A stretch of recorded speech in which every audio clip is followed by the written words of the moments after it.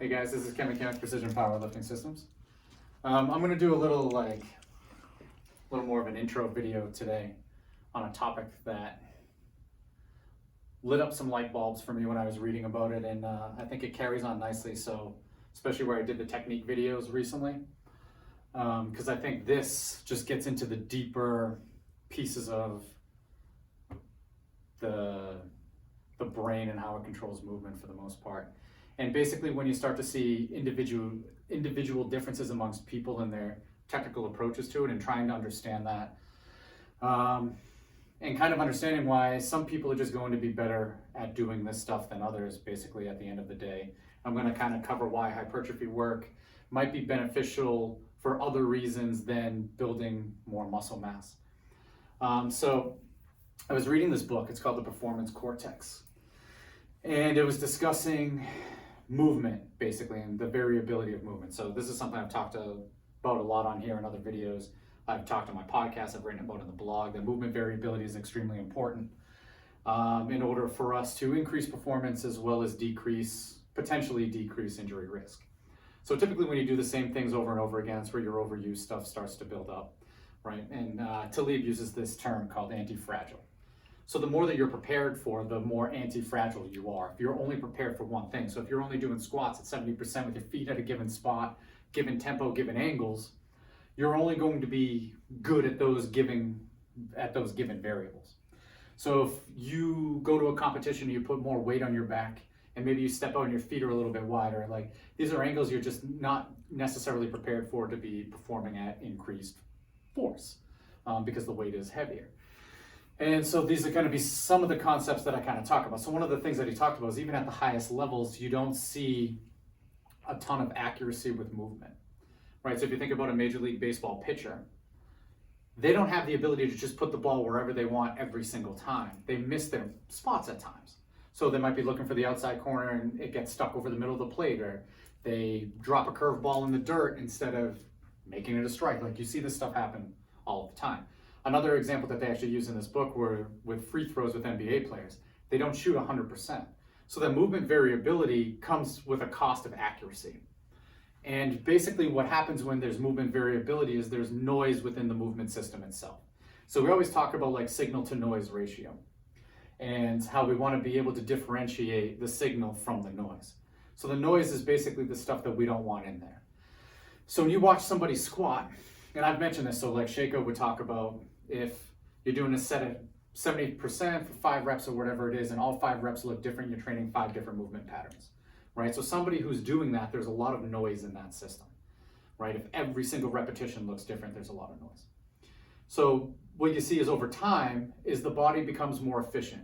So it either is able to tolerate the noise more and it's less affected by that noise, or it finds a way to approach the lift without as much noise in the system.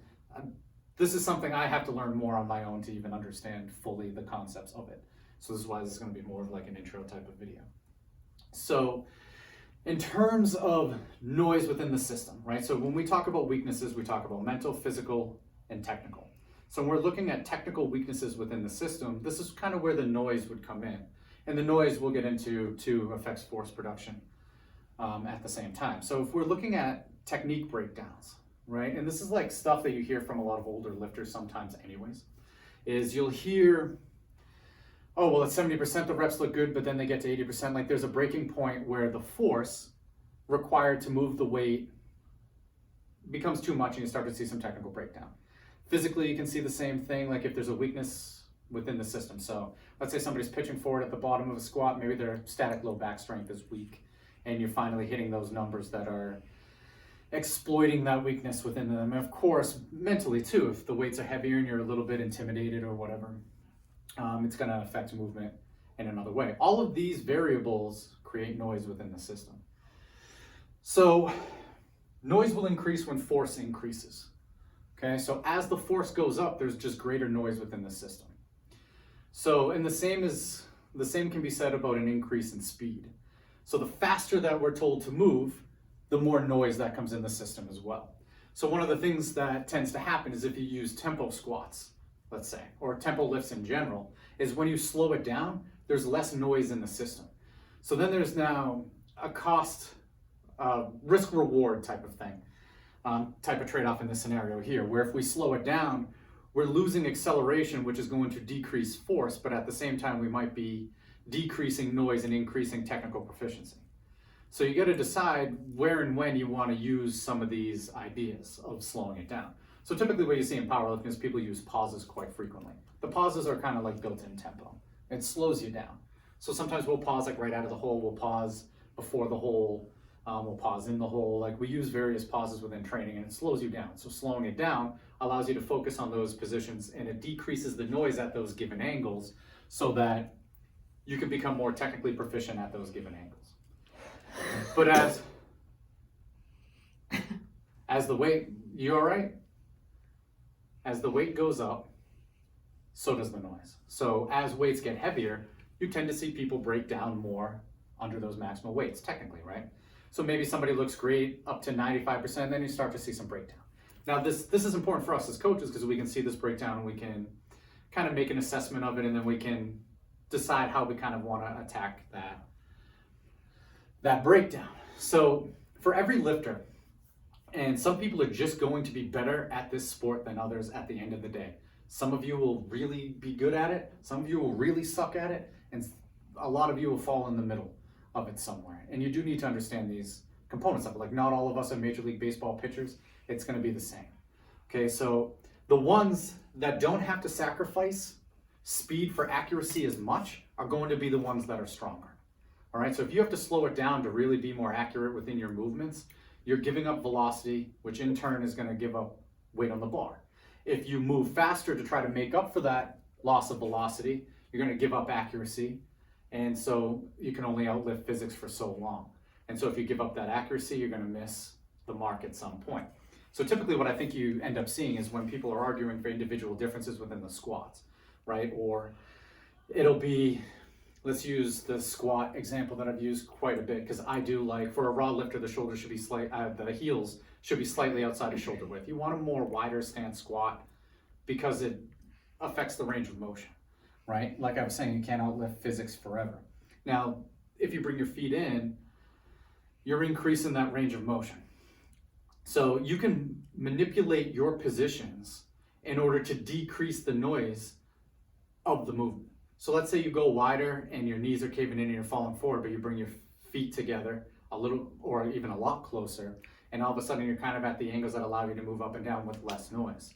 Now that's great, but you've sacrificed range of motion and using larger muscle groups to decrease the noise in that case there. So now you have to move the weight longer and you have to use less muscle mass to do so to decrease that noise of a wider stance squat.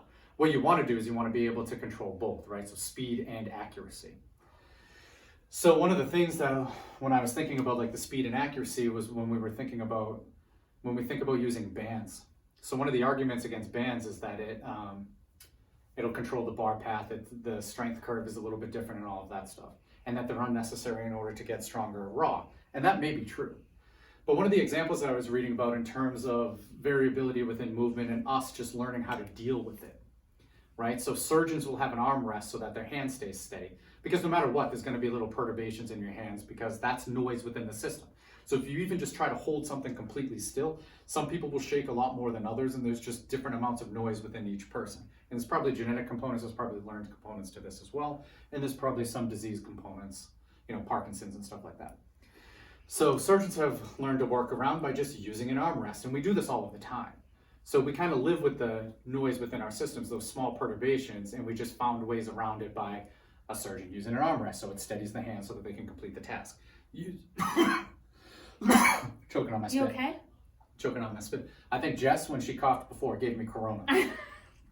But so we've learned how to deal with these small perturbations our entire lives, and we just kind of live with it and we accept it for what it is.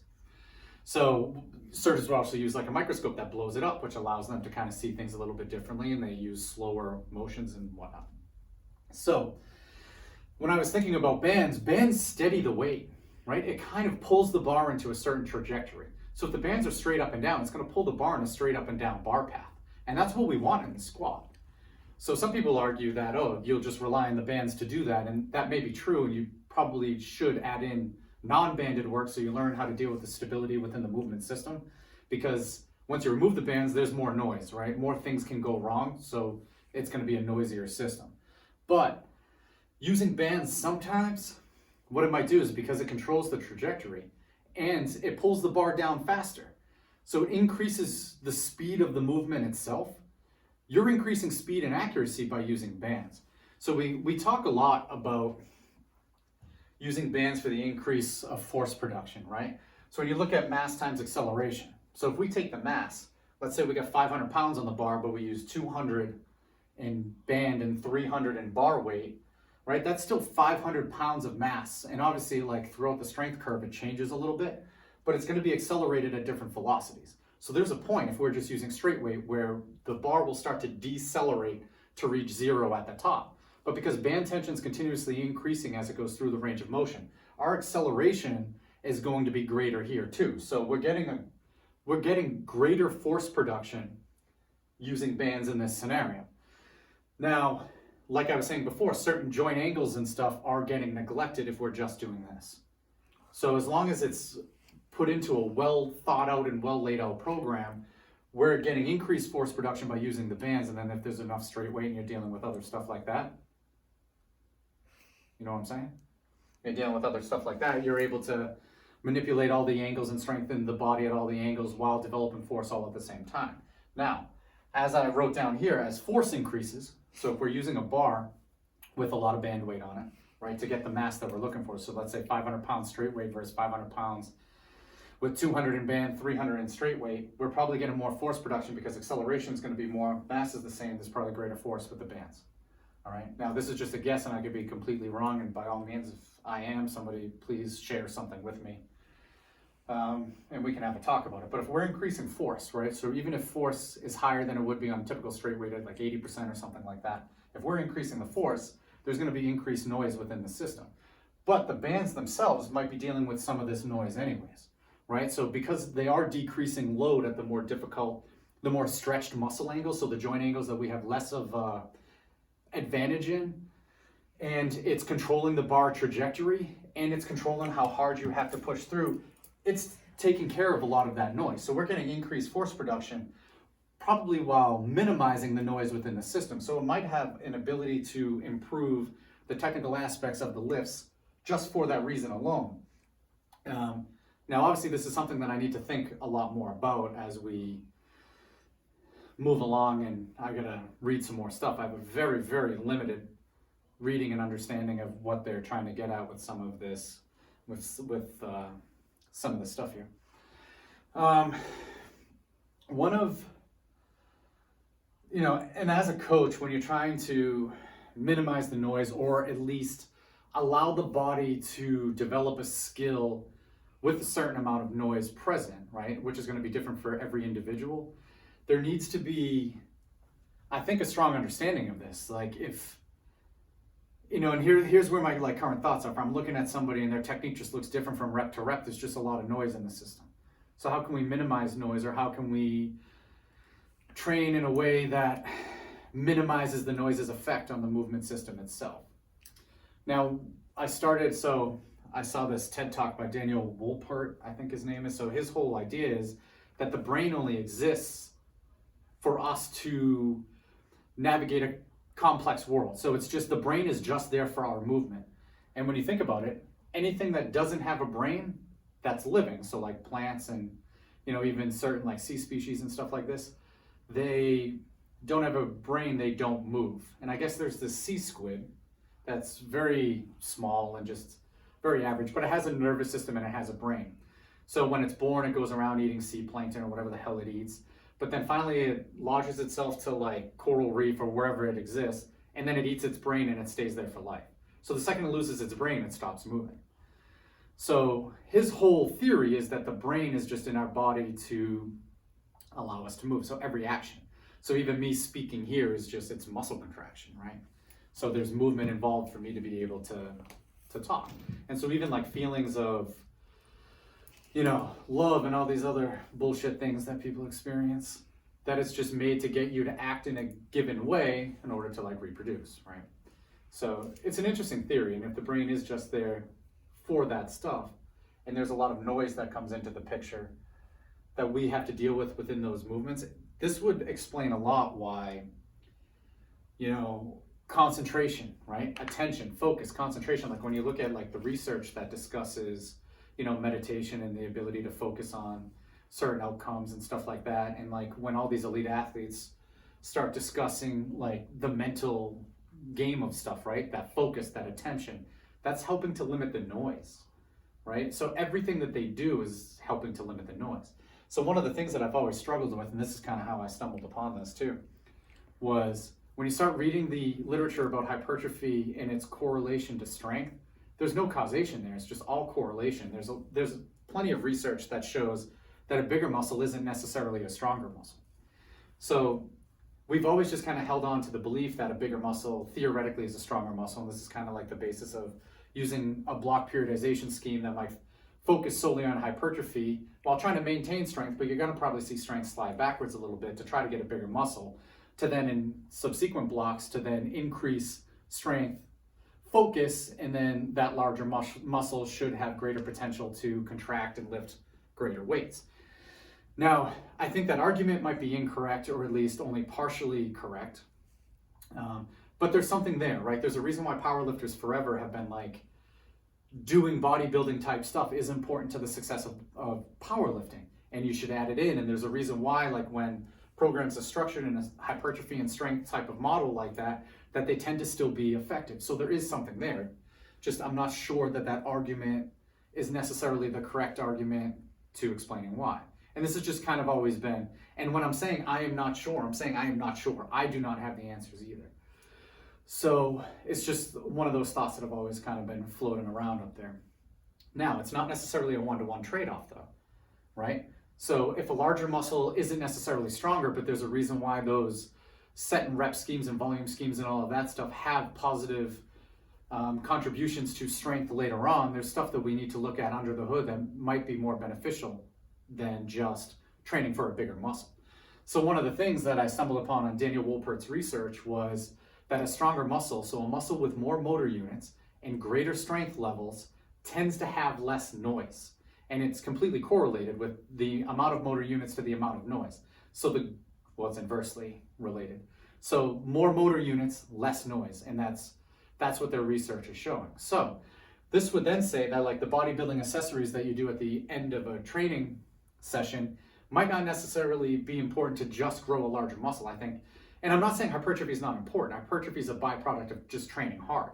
So if you're doing enough volume to actually develop a skill, right? So if you think of the 10,000 hour rule, which kind of would apply.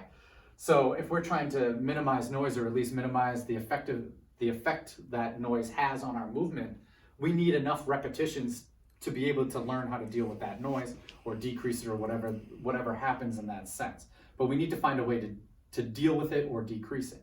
So you need enough repetitions to do that. You can't just do one repetition. So if you're doing enough volume within the lifts themselves, with enough variability and all of that stuff, you're going to build hypertrophy. And then if you're focusing on the weak areas and kind of just following along with what older generations of powerlifters have said, so like finishing up with the bodybuilding work of the areas that you've determined are weak within the system, because the body is only going to be as strong as its weakest link.